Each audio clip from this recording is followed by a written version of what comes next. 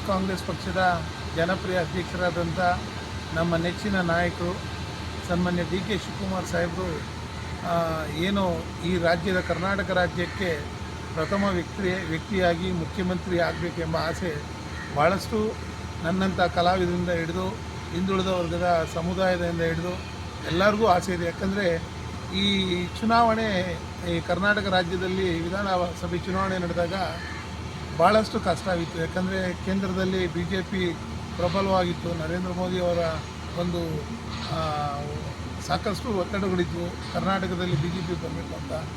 ಅಂತಹ ಒತ್ತಡಗಳನ್ನು ಮೀರಿ ಇವತ್ತು ಕರ್ನಾಟಕ ರಾಜ್ಯದಲ್ಲಿ ಅಧ್ಯಕ್ಷರು ಡಿ ಕೆ ಶಿವಕುಮಾರ್ ಅವರ ಆದಮೇಲೆ 137 ಜನರನ್ನ ಶಾಸಕರನ್ನಾಗಿ ಗೆಲ್ಲಿಸಿ ರಾಜ್ಯದಲ್ಲಿ ಸರ್ಕಾರವನ್ನು ತಂದಿದ್ದಾರೆ. ಆದರೆ ಸರ್ಕಾರ ಬರೋದಕ್ಕೆ ಸಾಕಷ್ಟು ಶ್ರಮ ಪಟ್ಟಿದ್ದಾರೆ. ಮೇಕೆದಾಟು ಪಾದಯಾತ್ರೆ ಇನ್ನಿತರ ಎಲ್ಲ ನಡಿಗೆಗಳು ವಾರಾನುಗಟ್ಟಲೆ ನಡೆದು ಈ ರಾಜ್ಯದಲ್ಲಿ ಕಾಂಗ್ರೆಸ್ ಸರ್ಕಾರವನ್ನು ಅಧಿಕಾರಕ್ಕೆ ತರಲು ಸಾಕಷ್ಟು 2 ವರ್ಷಗಳ ಕಾಲ ಸತತ ಪ್ರಯತ್ನ ಪಟ್ಟು ಈ ಕಾಂಗ್ರೆಸ್ ಸರ್ಕಾರ ಬರೋದಕ್ಕೆ ಅವಕಾಶ ಆಯಿತು.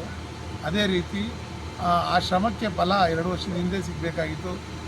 ಕಳೆದ ಬಾರಿ ಸಿದ್ದರಾಮಯ್ಯನವರು ಆಡಳಿತ ಇತ್ತು. ತದನಂತರ ರಾಜ್ಯದಲ್ಲಿ ಮತ್ತೆ ಸಿದ್ದರಾಮಯ್ಯನವರೇ ಮುಖ್ಯಮಂತ್ರಿ ಆದಮೇಲೆ ಆಡಳಿತ ಮಾಡಿದ್ರು. ಆಗ ಮತ್ತೆ ನಮಗೆಲ್ಲರಿಗೂ ಡಿ ಕೆ ಸಾಹೇಬ್ರು ಆಗಬೇಕು ಅಂತ ಆಸೆ ಇತ್ತು. ಆದರೆ ಏನೋ ಇರ್ತಾವಲ್ಲ ವಿಚಾರಗಳು, ಹಾಗಾಗಿ ಸಮಯ ಕಡಿಮೆ ತಿಳ್ಕೊಂಡು ಬಂದರು. ಸೊ ಈಗ ಆ ಕಾಲ ಕೂಡಿ ಬಂದಿದೆ. ಡಿ ಕೆ ಶಿವಕುಮಾರ್ ಅವರು ಈಗ ಮುಖ್ಯಮಂತ್ರಿ ಆಗಲು ಮಾನ್ಯ ಹೈಕಮಾಂಡ್ರಾದಂಥ ಶ್ರೀಮತಿ ಸೋನಿಯಾ ಗಾಂಧಿ ಮೇಡಮ್ ಅವರು, ಪ್ರಿಯಾಂಕಾ ಗಾಂಧಿ ಮೇಡಮ್ ಅವರು, ಅದರಲ್ಲೂ ನನ್ನ ನೆಚ್ಚಿನ ನಾಯಕರಾದ ರಾಹುಲ್ ಗಾಂಧೀಜಿಯವರು ಕೂಡ ಸಮ್ಮತಿಯನ್ನು ಸೂಚಿಸಿದ್ದಾರೆ ಎಂಬ ಮಾಧ್ಯಮಗಳ ವರದಿಗಳನ್ನು ನಾವು ನೋಡ್ತಾ ಇದ್ದೇವೆ. ಈಗ ಕೆಲವೇ ದಿನಗಳಲ್ಲಿ 1-2-3 ದಿನಗಳಲ್ಲಿ ಈ ರಾಜ್ಯಕ್ಕೆ ನೂತನ ಮುಖ್ಯಮಂತ್ರಿಯಾಗಿ ಕರ್ನಾಟಕದ ಜನಪ್ರಿಯ ಮುಖ್ಯಮಂತ್ರಿಗಳಿಗೆ ಅಧಿಕಾರ ಮುಖ್ಯಮಂತ್ರಿ ಆಗ್ತಾರೆ ಅಂತ ನಮ್ಮೆಲ್ಲರಿಗೂ ಆಸೆ ಇದೆ.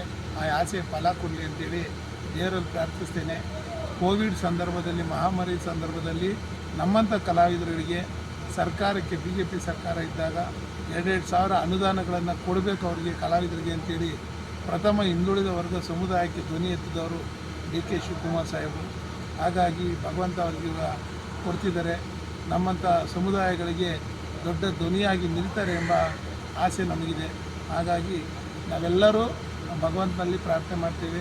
ಹಾಗೂ ಹೈಕಮಾಂಡ್ಗೆ ತುಂಬು ಹೃದಯ ಕೃತಜ್ಞತೆ ಸಲ್ಲಿಸುತ್ತಾ ಮುಂದಿನ ಮುಖ್ಯಮಂತ್ರಿಯಾಗಿ ಕರ್ನಾಟಕ ರಾಜ್ಯಕ್ಕೆ ಡಿ ಕೆ ಶಿವಕುಮಾರ್ ಅವರು ಆಗಮಿಸುತ್ತಿರೋದಕ್ಕೆ ನಾವು ಸಂಭ್ರಮದಿಂದ ನಮ್ಮ ಕಲಾವಿದರ ಜೊತೆ ಸೇರಿ ನಾವು ಸಂಗೀತ ನುಡಿಸಿ ಚಲಪತಿಯವರು, ಸೋಮ, ರಮೇಶ್ ಅವರು, ವಂಶಿ ಎಲ್ಲರೂ ಸೇರಿ ಇವತ್ತು ಸಂಗೀತದ ಮುಖಾಂತರ ಇದಕ್ಕೆ ಸ್ವಾಗತ ಮಾಡ್ತಾಯಿದ್ದೀವಿ. TD ಅವರು ಬಂಧಿಸಿ ಅವ್ರನ್ನ ಡೆಲ್ಲಿಯಿಂದ ಬಿಡುಗಡೆ ಮಾಡಿದಾಗ ಮೇಕ್ರಿ ಸರ್ಕಾರದಿಂದ KPCC 101 ಮಂಗಳವಾದ್ಯ ಮಾಡಿದ್ದೆ. ಆದರೆ ಈ ಬಾರಿ ಉಪಮುಖ್ಯಮಂತ್ರಿ ಆದಾಗೂ ಮನೆ ಹತ್ರ ಮಂಗಳವಾದ್ಯ ನುಡಿಸಿದೆ. ಈ ಬಾರಿನೂ ಮಂಗಳವಾದ್ಯ ನುಡಿಸುವ ಮುಖಾಂತರ ಸ್ವಾಗತ ಕೊಡ್ತಾಯಿದ್ದೀವಿ. ಮೋಹನ್ ಕುಮಾರ್ ಜಿ, ಹೆಬ್ಬಾಳ ವಿಧಾನಸಭಾ ಕ್ಷೇತ್ರ ಕಾಂಗ್ರೆಸ್ ಪಕ್ಷದ ಸಕ್ರಿಯ ಕಾರ್ಯಕರ್ತರು.